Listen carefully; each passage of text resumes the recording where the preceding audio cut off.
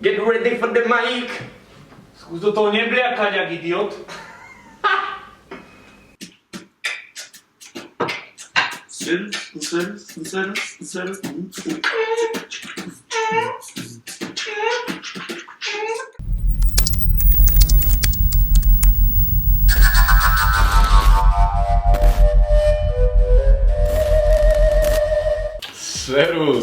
Servus, Servusíky. Vítam vás pri ďalšom dieli Talkshow Servus.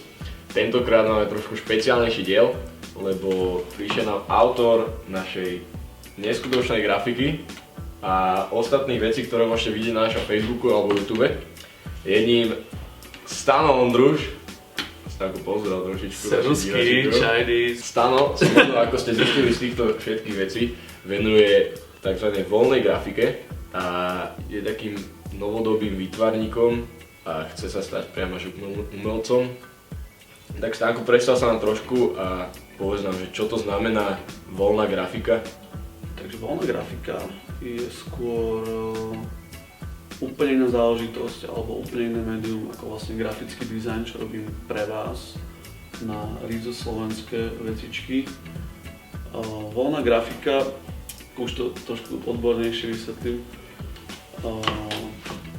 vlastne vyrobením nejakej matrice, pomocou ktorej vlastne môže človek alebo daný výtvarník, umelec proste vytvárať nejakú reprodukciu, čož úplne bizarná základná keby ukážka toho je nejaká pečiatka, že proste človek má nejakú pečiatku a proste to si otlačí a voľná grafika sa vlastne definuje aj jej vlastne rozmanitosť je v tom krásna, že brutálne veľa techník, ktorým sa vlastne dá to médium vyjadriť, čože napríklad proste už poviem, že linory, drevory, to sú úplne základné veci, potom je tam čiarkový led, mezotinta, mäkký kríd, tak.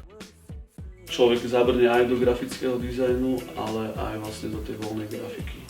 Čože manuálna robota a toto je skôr robota s počítačom, aj keď vlastne predpríprava je čisto ručná, nejaké skice a podobne, čiže sa to celé tak prepája a ja sa viac venujem tej voľnej grafike.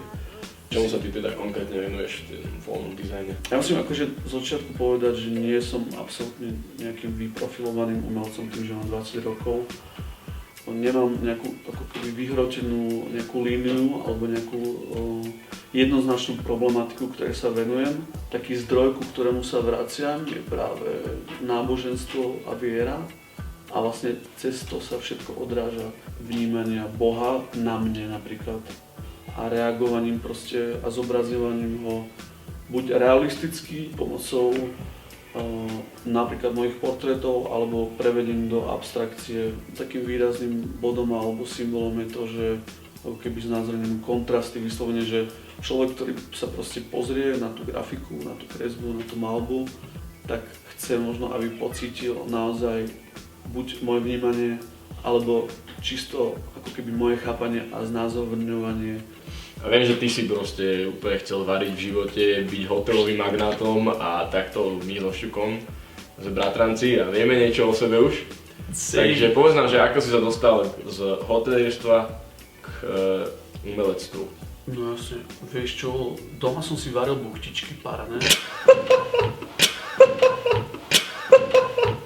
Začalo to čisto tak, že ja som bol neohrabaný puberťáčik, aj som určite, ale trošku som bol vtedy menej vyzrelý a proste vôbec som nevedel, bol som proste v takom čase, že som sa rozhodoval, že čo vôbec stredná škola, naskytala sa tá otázka ako každému. Sa k tomu viaže nádherná story, ako som prešiel na túto umeleckú výtvarnícku dráhu. A to je, že som vlastne chodil na základnú školu do Karlovej Vsi na školu svätého Františka z Assisi.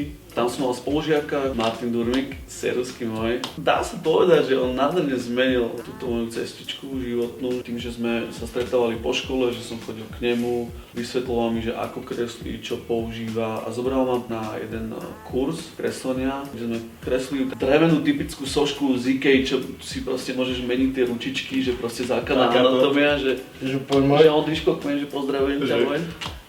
A proste to som kreslil, mega ma to chytilo a potom sme išli na ďalší kurz, na ďalší a teraz po 5 rokoch som zažil úplne neskutočne veľa eufórií, šťastného pocitu, nadšenia pre proste tvorenie. A po tých 5 rokoch som vlastne teraz v Ostrave na fakulte výtvarného umení na Ostravské univerzite Českobratrské. Takže a študujem voľnú grafiku, čiže tak.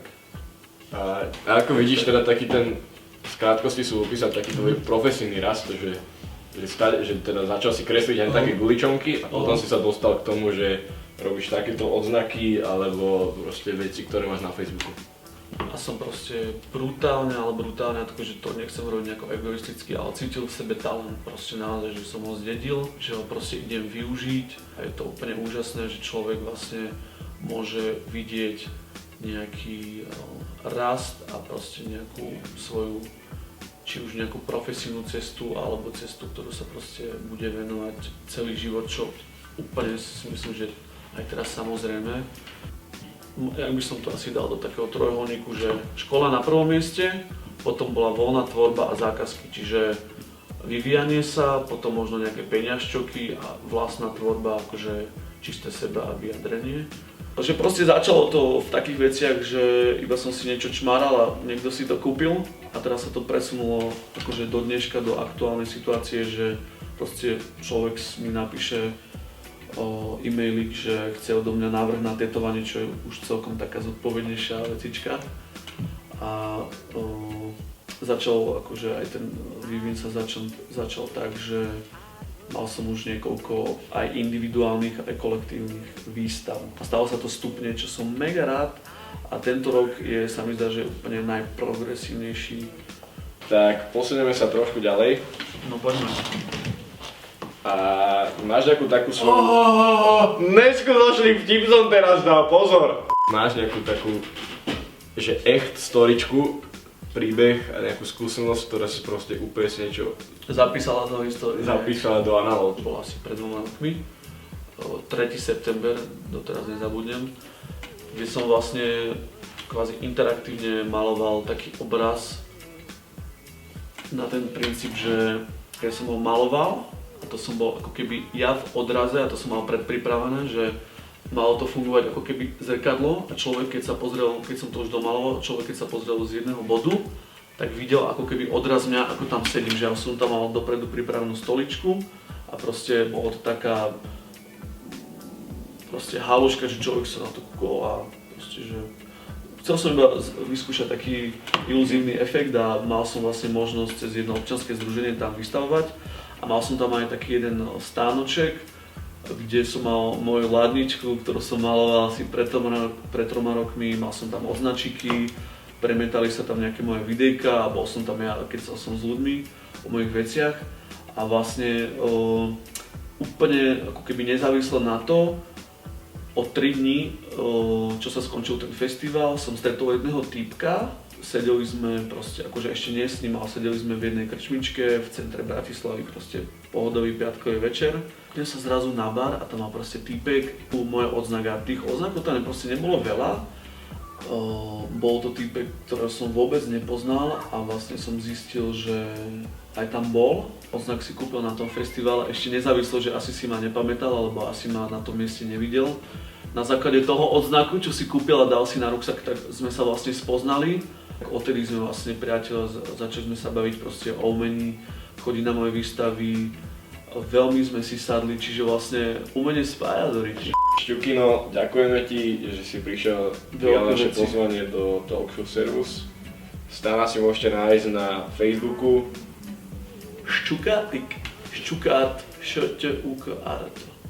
Alebo taktiež aj na YouTube má nejaké videjka, nejaký speed art alebo takéto veci. Ďakujem veľmi pekne. A taktiež sa s vami lúčime, ďakujeme, že ste si toto pozreli. Stlačajte také červené tlačítko, že je subscribe, man. A už iba posledné. Servus!